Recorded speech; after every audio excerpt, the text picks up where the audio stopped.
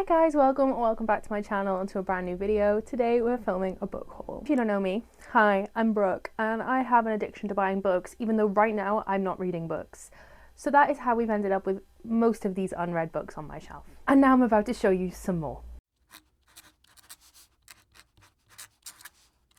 I have not filmed a book haul in a very long time, and that means that I have not managed to show you even my birthday book. So here we have an accumulation of books that I've bought myself, books that my friends and boyfriend and family have bought me. As you can see from the holes on the shelves, there are a lot of them to go through today. So I am just going to dive straight on in. Get yourself a beverage, maybe get yourself a snack, something to keep you distracted, because this might be a long one. I have no rhyme or reason, I just have stacks, so I'm just going to pull from the stacks the first one. This is The Ashes and the Star-Cursed King. This is the second book in the duet, the Crown of Nyaxia duet. This was a challenge. Okay, this was a gift from my boyfriend for my birthday. Thank you so much, Stu. This was hard to find. I think they've gone out of print basically. And so I searched the Waterstones website, I searched every address I could think of, and finally I put in my boyfriend's parents' address and they had one copy in their local Waterstones, and I was like, can you go to Waterstones for me? And they did. And this is my gift from my boyfriend for my birthday.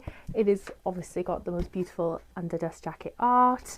I'm obsessed. I don't know if they're out of print. I'm assuming so from the fact that this was so hard to find, but good luck finding it if you're trying to find it. All I'd say is put a bunch of addresses into Waterstones and good luck. If you do not know what the Crown of Nyaxia world is about, it's kind of like a Hunger Games but with vampires in the first book anyway. There's royalty, there's deceit, found friendship, found family. It's full of world building. It's a very good series. I've read the first book and I've read the little novella in the middle, which was amazing, by the way. You do not have to read the series to read that novella. I highly recommended it. Six Scorched Roses, that's what it's called, and it's so worth reading, but so is the rest of the series. So I'm really excited to get into this. I have not read it yet. As I said, I've not been reading, so this is a chunky boy. I don't know when I'll get to it, but I'm really glad to own it. And now I'm going to collect the rest of the series, or the follow-on series, I guess, of which I do have one in this pile, but it is at the bottom of the other one, so it might be a while to get to this, but I have another one to show you from this world. Next, my boyfriend again got me You at the Altar by Rebecca Thorne. This is the Waterstones signed exclusive edition. I'm trying to collect these because my lovely friend Lauren gave me the first one in these editions. I didn't realise this was the third book, not the second. So now I'm on a hunt to find the second book in the Waterstones edition. I have found one in store and it was so badly messed up I didn't buy it. But yeah, I haven't found one since. I'm a bit nervous about that. I might not get the second one in this edition, which will suck. But yeah, I have the third. I haven't even read the first yet. So don't be like me, don't be irresponsible. But you know, it's a pretty edition. So I did what I had to do. I know nothing about it. I think it's a cozy fantasy. I believe it's an LGBT romance following a main character, Lena, but I could be wrong. I'm not 100% sure. But yeah, I haven't read any of them, but I love them. I love the look of them. So, and they sound so cute. Little cozy romance, fantasy romance. It's giving Legends and Latte vibes. So I need. Next we have a book I bought myself, and that is The Prisoner's Throne by Holly Black. This is the second book from the Stolen Heir duet. This is like a spin-off series from The Cruel Prince. They say you do not have to read The Cruel Prince to read this duet. I disagree wholeheartedly, just my opinion, but this is the Waterstones exclusive edition, which is why it is black. It is very pretty. Not my favourite. The first book wasn't my favourite anyway. I think I gave it a 3 stars and I think I was being quite generous, but I like Holly Black's writing. I really like The Cruel Prince world. That's one of my favourite series ever. So I'm really excited to have the next instalment / the last instalment, I guess. I want to say it is boiling and this hot cup of coffee ain't helping. Oh my god, it's warm. Next we have a gift from Jade for my birthday, and this is Daisy Hates by Jessa Hastings. As you know, I already have this, but Jade is collecting these books for me, annotating them and then sending them to me, which is just the most incredible gift I could ever ask for. So as you can see, Jade has gone through, read it and left notes on the pages. So I get to reread these books and experience Jade's thoughts, which is just, what kind of friend does that? That is just the gift that keeps on giving, honestly. Like, I've never been so touched. So thank you so much, Jade. This is just so kind of you. And yeah, so I have the first one and now I have the second one, and I'm so glad. This is nice because it's the new editions as well, so I only have the original editions, so now I get 2 different copies, not the same copy, which is also really, really nice. So thank you, Jade. You mean the world to me. Next we have The Strawberry Patch Pancake House by Laurie Gilmore. This was gifted to me by my boyfriend, who had a lot to say about this book. Roll the clip. He likes to make fun of me. This is an unbelievable book from Laurie Gilmore called The Strawberry Patch Pancake House, Love Blossoms in the Most Unexpected Places. I've read it at least 6 times. It's that good. One of my favourite authors. I think this is the 3rd book in the series from Laurie Gilmore, which started with the Pumpkin Spice bookstore, or the Pumpkin Spice Cafe, sorry. I read that one. I really enjoyed it. It was a 3.5 star. An easy to read romance. Nothing too heavy, nothing too out there, outlandish, but really fun and really catchy to read.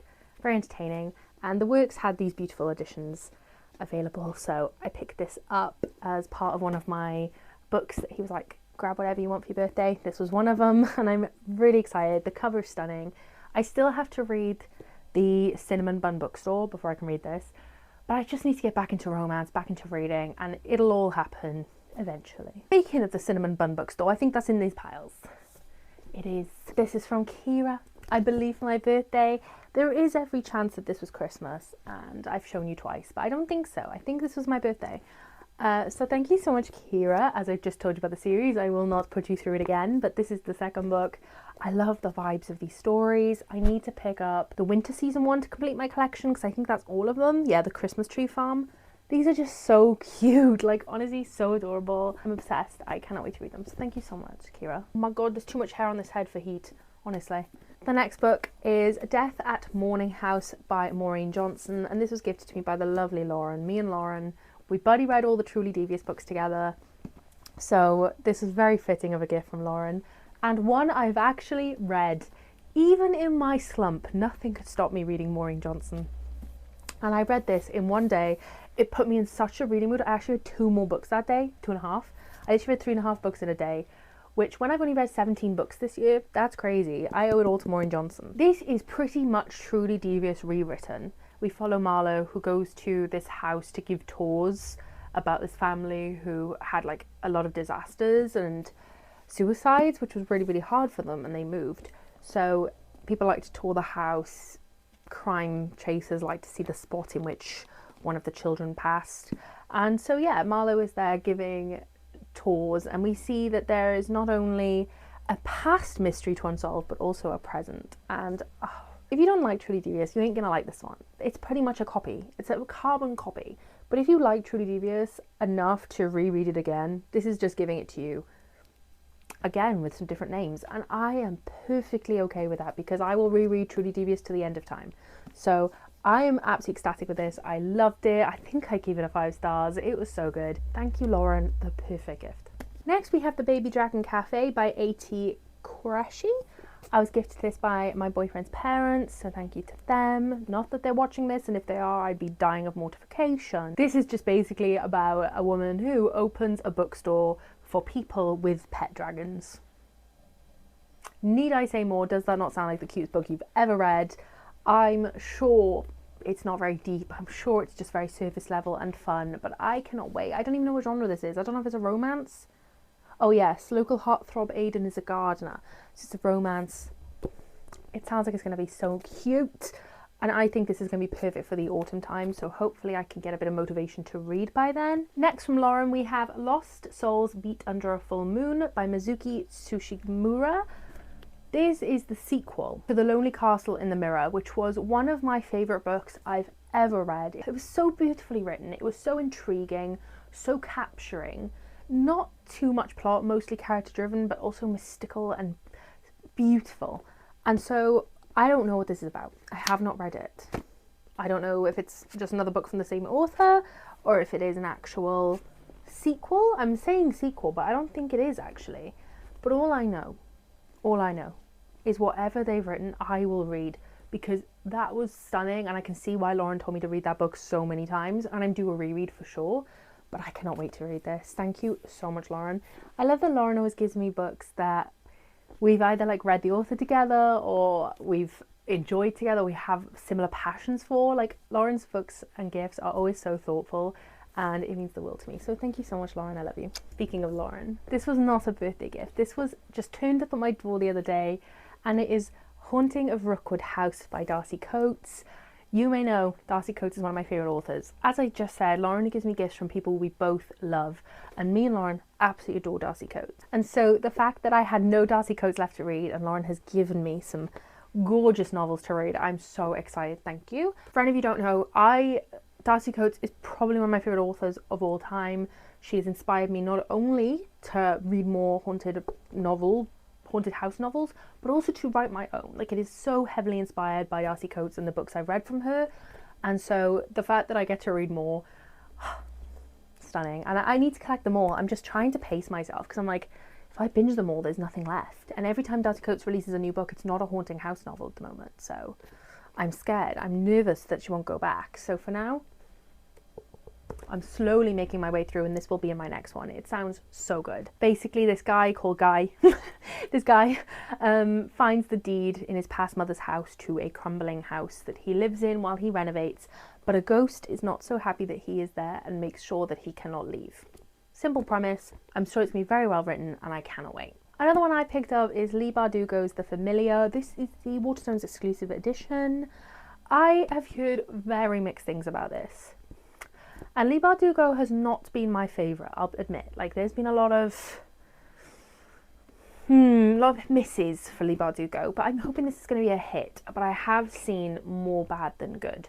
However, it just sounds feminist and dark and gothic, which are keywords I pull into. I want to hear more. I'm not entirely sure the full rundown of this book, nor do I want to know. I kind of think it would do me better to not know if people are disliking it so much. I feel like I'd better just go in with no expectations.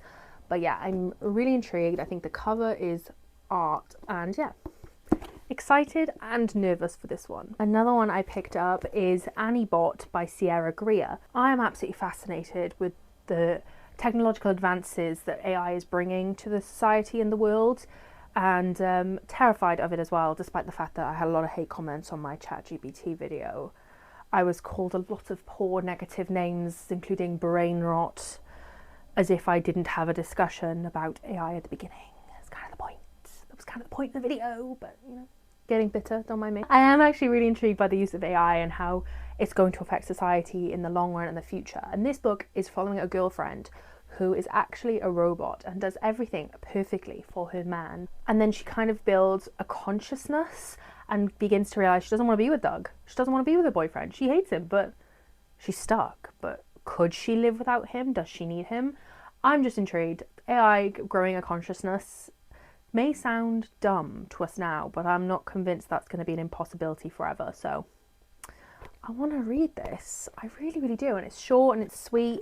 So I'm intrigued. The wonderful, gorgeous Kira for my birthday got me Wild Eyes by Elsie Silver. This is the second book in the Rose Hill series from Elsie Silver, as we know.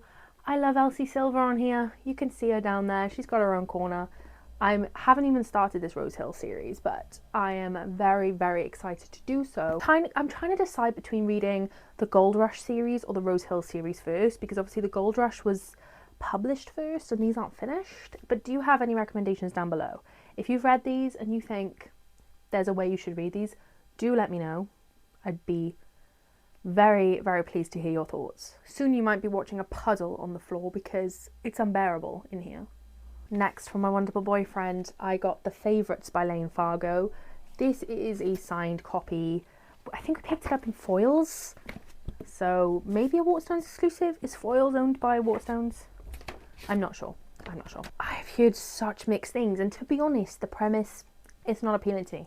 I don't want to read about figure skaters after reading Icebreaker. That put me off for life. But this sounds lyrical, and I read the last Lane Fargo book, which was They Never Learn. That book made me think. That book had my brain a whirling. And so I want to experience that again. I think Lane Fargo is a very talented author based on that book alone. So I want to experience more from her. I want to see where her talents lie, especially in a romance. I feel like, completely on vibes, I have no knowledge, that this is going to be one of those hard-hitting romances where we get a lot more than just the love. We also get personalities and drama and family and passion for their hobby, which I'm assuming is ice skating. Maybe something going wrong, a bit of heartbreak, a bit of betrayal. I want it all. I want to cry. And I don't know why I'm thinking this book is going to give me those vibes, because I've heard nothing about it, but it's giving me those vibes. So I'm going to read this at some point and I'm going to love it. My queen, I've mentioned her a few times already, Kira. She got me Sunrise on the Reaping by Suzanne Collins. This is obviously the newest book in the Hunger Games series. I have not read this yet. I know crimes. I know it's an absolute crime, but you cannot blame a girl for slumping. It is not my fault. But I want to say excited, but I think the word is more hesitant, terrified, sick. Because I love Hamish, but I am terrified to read the story. I know it's going to be sad. Obviously, it's going to be sad. We know what comes. We know it's going to be difficult to read. And I don't want to put myself through that right now. But I think this could be... I know it's going to be a 5-star. I don't think I've read one of the Hunger Games books that hasn't been a 5-star. Granted, I still haven't read The Ballad of the Songbirds and Snakes.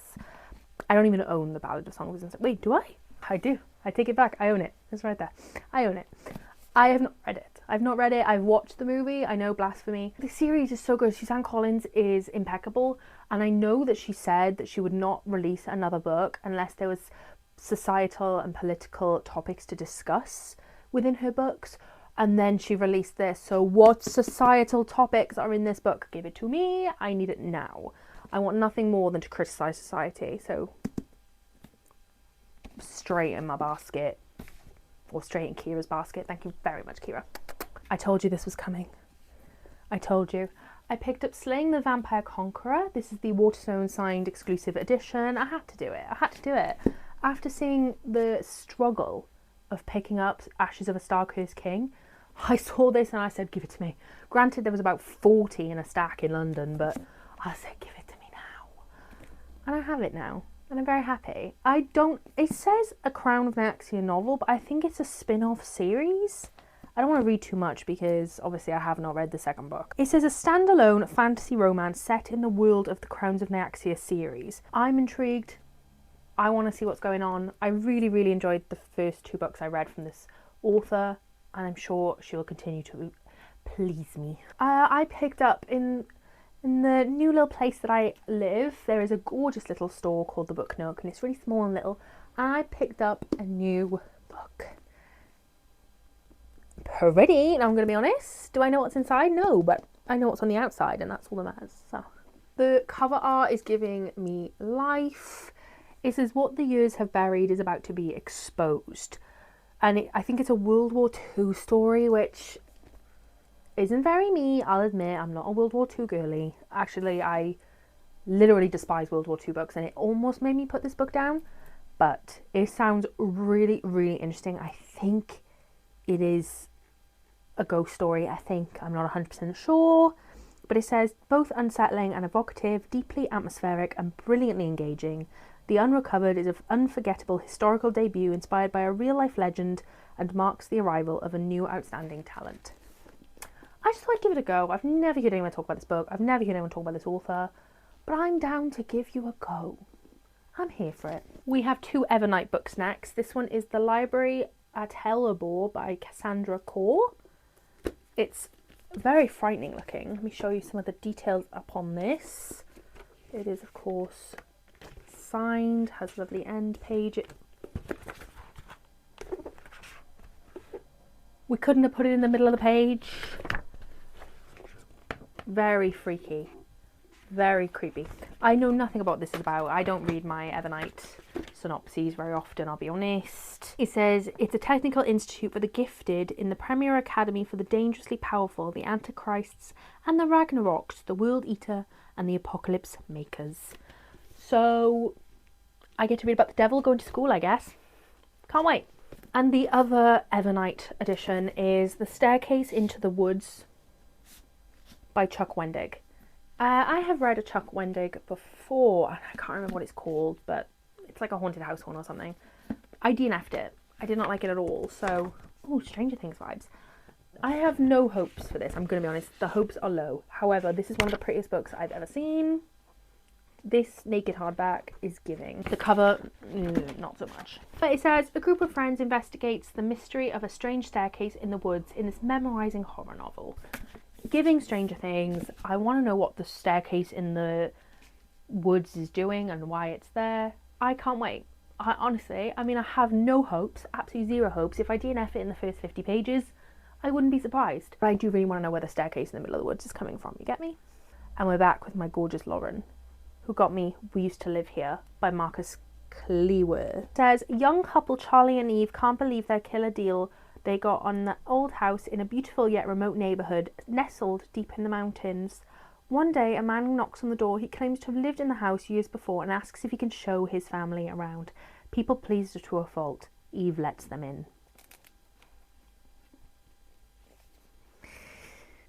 I have a lot to say about this. First of all, Eve, what are we doing? People pleaser or not, do not let people in your home. Are we all listening over there? Don't let people in your home. Nobody comes in my home. I know what you're going to do. You're going to eat me or something. I know what they're going to do if they come in my home. They're going to touch my books and leave dirty marks all over the floor, and I'm not okay with it, so no one's coming in my house.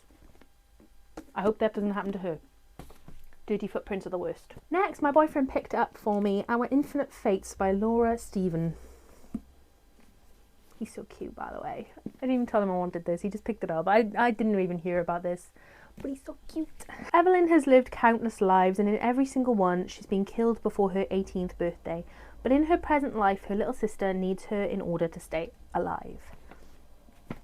It's pink. I don't know. I saw this kind of getting the hype a little bit on book communities. And it does sound really interesting. People seem to really like it. So I'm intrigued to get involved and read some more. But yeah, I don't know anything about it. But he's so cute. He's so cute. Also got me this. It's The End Crowns All by B. Fitzgerald. This is a signed copy he ordered on eBay because I have the first one here and he saw it on my shelves. I've never read it. He saw it on my shelves and he thought, I need to get her the sequel. I've never read this, but now I have both because he's so cute. Next we have Lost in the Garden by Adam S. Leslie. This is a foil signed edition, number 1004 out of 1500. I saw so many people talking about this book. It was like the Costa book of the month and things like that. So I needed to be bougie and get the bougie edition. Is the winner of the Nero Prize for Fiction 2024. It sounds fascinating. The back of this edition says, like an old wives' tale, like a piece of wisdom passed down through generations which no one questioned or even thought about too hard. Like folklore, it was just something everyone knew, a rule to be followed. Don't go to Allenby. Count me in. Count me in. I don't know what's happening. I don't know who I am. Count me in. Count me in. Count me in. And it's pink. Count me in. Jade did what Jade does and got me the new Wayward Children series book. This is Adrift in Currents, Clean and Clear by Shauna Maguire. Have not read this yet, but I absolutely need to. But me and Jade buddy read them together, so whenever Jade is ready to read, I am ready to read. They're super short, they're super fun. If you haven't read the Wayward Children series, I can only describe them as adult fairy tales. They're like written as if they're for children, but they're definitely for adults. They're fun, they're dark, they're humorous, they're thought-provoking. I have a wonderful time. There's a lot of them to get into, so you have a lot of content to read. A wonderful, wonderful time. Love the characters. They're like a second family to me. Can't wait to read this. Jade, hit me up. I believe every single one of these left is from my lovely boyfriend. He really spoiled me on the books for my birthday. He was so cute. First up we have Sayaka Murata, The Vanishing World. Now this is from the author of Convenience Store Women, which I have not read. I know it's a crime. So I don't really know what I'm doing picking this up, but here I am. I believe it is a discussion about what is sex and marriage. About a girl who tries her best to be clean and purified and stick to the laws that her family and her upbringing have given her, but struggling. So, I don't know. I'll have a little discussion on morals. I'm going to read this. I have a lot of very strong opinions regarding purity and stuff like that, so I want to read this. very much. Maybe then I can be convinced to pick up Convenience Store Woman, because I've heard it's very, very good. The Lady Upstairs by Jessie Elland. Basically following a maid who gets offered by the lady of the house to become her personal maid. So she thinks, oh, I'm going up in the world. And then sinister things start to happen and it all takes a bit of a turn. If this isn't an autumny, wintry book, I don't know what is. So I definitely plan on picking this up in the next couple of months. This is one of my most anticipated books on my shelf currently.